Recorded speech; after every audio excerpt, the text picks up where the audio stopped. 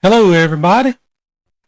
I promised you a companion video to that last video, and here it is. This one is the Dogbox ride home. It was extremely popular in print format when I published it on Facebook, so I hope you enjoy the video as much as everyone enjoyed reading it. I've heard folks say that a deer riding home on a dog box ought to feel shameful. They're wrong. That buck didn't come off a feeder. He didn't step out for a photo op. He didn't stand still. And he didn't get taken by a bumper on the highway. He earned every inch of that dog box. That morning started like thousands of other coastal North Carolina mornings. I've hunted heavy air, damp ground, pine needles stick to your boots, the kind of quiet that only sounds quiet if you don't know what you're listening for. Then the dogs opened. Not chaos, not noise just for the sake of noise, just hounds striking a real track. That buck knew the sound. He had heard it before. He had beaten it before. He ran through briars, swamps, hedges, cutovers, knowing every trick them old coastal deer learn if he plans to get old. He circled, crossed, doubled back. The dogs stayed steady, doing exactly what good dogs are bred to do. Then it came together. I didn't get a gift. No standing deer. No pause to think it over. That rifle came up on a deer in full stride. I was carrying a scoped M4 chambered in 5.56, 223, a rifle platform I know well. I've carried one most of my adult life, and I've put thousands of rounds down range. Some at paper, some at steel, some at deer, and some in places and moments that demanded absolute focus. Familiarity matters. Confidence matters. Knowing your equipment inside and out matters, especially when you have seconds, actually fractions of seconds, not minutes, to make your decision. Seconds matter in that moment. Judgment matters. Knowing when not to shoot matters just as much as when to take it. When I pulled the trigger, it wasn't luck. It was a clean shot taken with respect for the animal, for the dogs, and for the hunt itself. All right, maybe it was a little luck too. The chase ended right away. Quick, clean, final. I didn't have to call the dog to come help me track my deer. It was laying right where I shot it.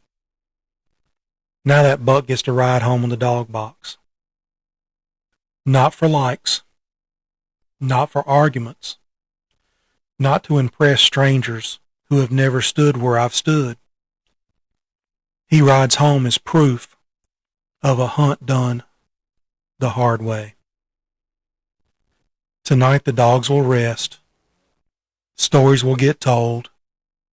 Meat will get shared. And lessons will get passed down just like they always have. That buck didn't lose to luck. He lost to tradition, to skill, to fair chase that's older than social media and louder than any comment section. That's not something I hide. That's something I remember. I didn't tell this story to brag. I didn't tell this story to stir folks up. I even used a picture of a small buck on purpose, just to prove that any harvest you take is worth showing off. I could have posted pictures of 8 and 10-point bucks. I chose this little buck for this story for a reason, because I wanted to tell the story. Because stories matter, and that's how traditions survive when noise tries to drown them out. My goal is simple, to encourage folks to do it the right way. If you're going to hunt with dogs, do it lawfully. If you're going to still hunt, do it lawfully. Use fair chase. Use judgment instead of impulse. Respect the animal. Respect the land. Respect the landowner. Always act as if you're a guest on the land, even if you own it, because you are just a guest. Eventually, you and I both will turn to dust, and that land will still be here, because we're just stewards of it. God's loaned it to us for a little while. I hope that someone reads this and learns something good.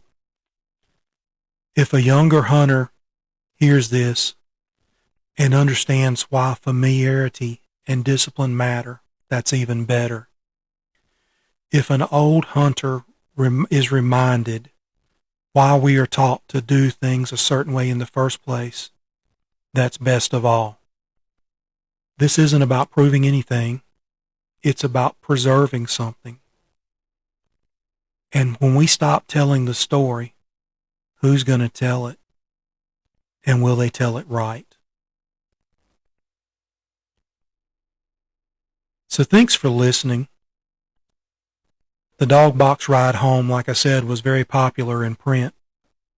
And I hope that you enjoyed the video.